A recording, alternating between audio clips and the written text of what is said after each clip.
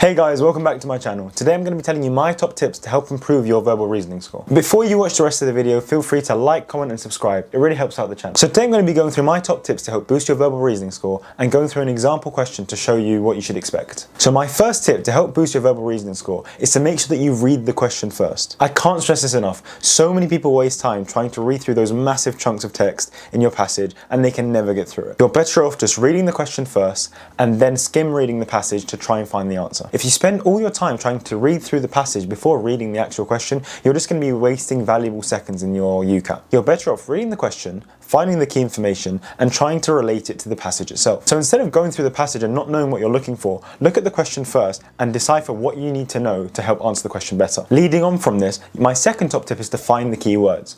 So this means that when you're looking at the statement you've been given, you should find key information that will help you answer the question easier. For example, you might be given a statistic or given a name or a date or something significant that you can just scan for in the text. For example, the statement might say, Usain Bolt runs the 100 meters in under 10 seconds. True, false, can't tell. After you've read the question and taken the key information, which is the 10 seconds, you then skim read for that inside the passage. Once you find some information relating to the question, you can then read the text around it and see if you can decipher the answer. Bear in mind that verbal reasoning has two subcategories of questions. The easier kind, which I personally prefer, and I'd say most people do, is the true, false, can't tell questions. These ones are quite simple, because you're given a statement and told to say, is it true, false, or can't tell based on the information that you see in the passage. So with the example I mentioned before, with Usain Bolt running 100 meters in under 10 seconds, the passage might say that Usain Bolt runs the 100 meters in 9 seconds, which means that the statement is true. The passage might also say that Usain Bolt runs the 100 meters in 11 seconds, which means that the passage is false. Or the passage might not mention the amount of time it takes him to run at all, which means that you can't tell. It's important to know that if you cannot find the answer, it doesn't mean that the statement is false, it just means that you can't tell.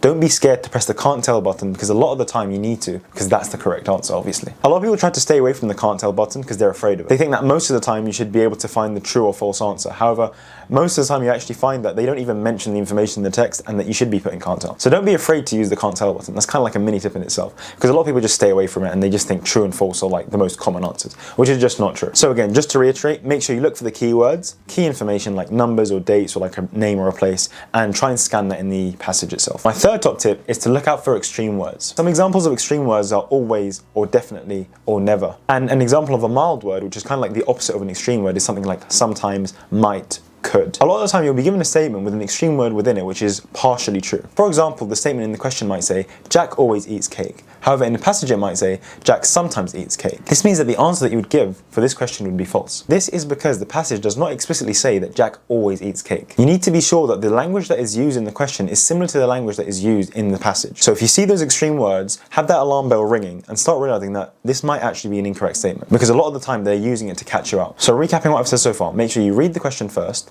read it properly to find keywords, and ensure that if there's any extreme words, you're extremely careful with what you read in the passage and make sure that it matches what it says in the statement. My fourth tip is to make sure that you time manage well. I'm going to be saying this for every single part of the UCAT, but specifically for verbal reasoning, a lot of people waste time in ridiculous ways. There's so many different ways you can waste time during the verbal reasoning segment. As I've mentioned before, some people try and read that massive passage first, and trust me, no one can do it in time. So don't try it. Other people excessively check to make sure that a statement is not true, false, or can't tell. And lastly, some people are just indecisive when they're trying to answer the question. Bear in mind that with the verbal reasoning section, you actually have less than 30 seconds to answer each question. So you just don't have the time to be wasting those precious seconds during the exam. My top tip to make sure that you save time effectively is to use the flag, guess, and get back to the question tactic. This means that anytime you find a hard question, these are normally the comprehension questions, not really like the true, false, can't tell ones, and you feel like it's taking you a long time, you should flag it, guess the question, and get back to it later at the end of the section. When you flag a question, it gets highlighted, and at the end of the section you can go back to all your flagged answers and go and change them and correct them if you need. This is an optimal way to make sure you get all the easy marks from the questions that are simple,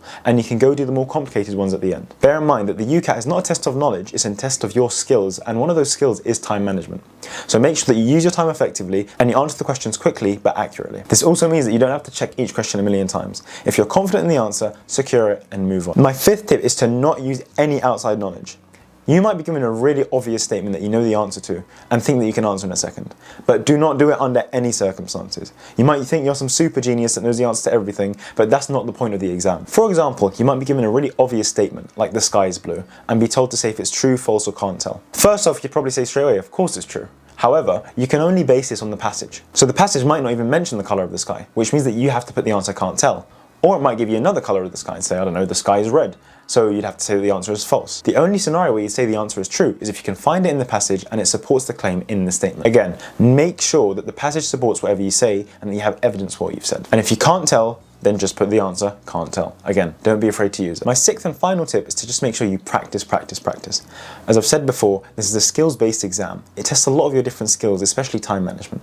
So doing more questions and more practice exams means that you get used to the exam more and you will do better as time goes on. If you want some more top tips about the UCAT, make sure you look at the video linked above. It'll be in the cards. Use online resources and question banks to make sure that you go through as many questions as possible, because the more you do it, the easier it will get and the faster you'll become. I hope those tips were helpful for you guys. Now I'm going to be going through a worked example to show you how you should use these tips in real life. Hey guys, so as I said, I'm going to be going through a question now that relates to the VR section in the UCAT. So, as I said before, let's read the question first before we look at the passage.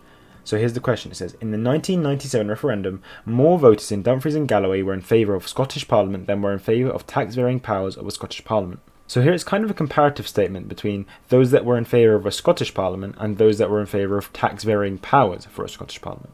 So that's the first thing I kind of noticed. On top of that, we've got some keywords like Dumfries and Galloway and the 1997 referendum. So we should be trying to search for something related to this, Dumfries and Galloway, and how the voters were in favour of a Scottish Parliament or in favour of tax-varying powers. So I'm going to start reading here. So as we said here, in September 1997, Scotland held a referendum on the question of devolution. Over 60% of eligible voters went to the polls and they voted in favour of both questions on the ballot paper. On the first question, asking whether there should be a Scottish Parliament, instantly we can look here and say this relates to this part. Look, in favour of Scottish Parliament. And here we have a question that is asking whether there should be a Scottish Parliament. So this is the same thing here. So again, we found this key piece of information and now we should read around it and keep reading this paragraph to make sure that we get as much info as possible. 74.3% of the voters agreed, including a majority in favour in every Scottish local authority area. On the second question, asking whether that Parliament should have tax-varying powers, again, this is the second part that we were looking at, the comparative statement. We can see that here, tax-varying powers. 63.5% of voters agreed, including a majority in favour in every Scottish local authority area except for Orkney and Dumfries and Galloway. So again, we see this very key word here, Dumfries and Galloway, and again, alarm bells start ringing. So now that we've found this information relating to Dumfries and Galloway and we know what it is, which is a local authority area, we can start trying to work out the answer from this section here, because it's mentioning all the parts of the question that we need, such as the favour of the tax-varying powers, which we have here,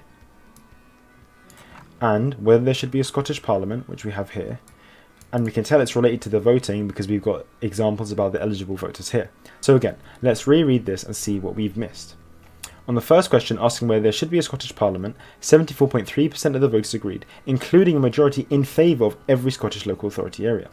On the second question, asking whether that Parliament should have tax-varying powers, 63.5% of voters agreed, including a majority in favour in every Scottish local authority area, except Orkney and Dumfries and Galloway. So instantly I now know the answer.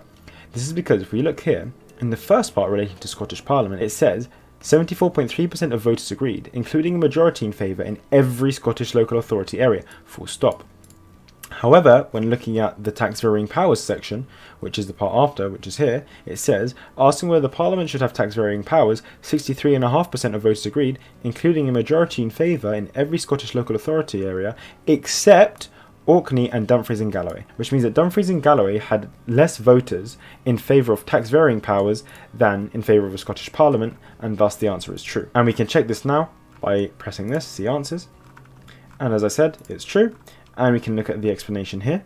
You can read through that in your own time. So as I said, I looked through all the key information in the question and then used that to springboard into the passage and limit the amount of information that I had to read. So I found out all the answers I needed in this one paragraph. So that's what you should be trying to do in your exam. If you want more videos in this style where I go through different questions, let me know in the comments box down below and I'll make sure I do it. So that was my video. I hope you enjoyed. If you enjoyed it, please make sure that you like, comment and subscribe and hit that notification bell to stay up to date with all the videos I make. I'm going to be making videos about every section in the UCAT and how to boost your chances to get into dental school. This will also apply to medical school and I'll be going over different things to do with uni as well. So if that's interesting to you, make sure you follow the channel, check out my Instagram and TikTok as well. I've got some more content there, and thank you for watching.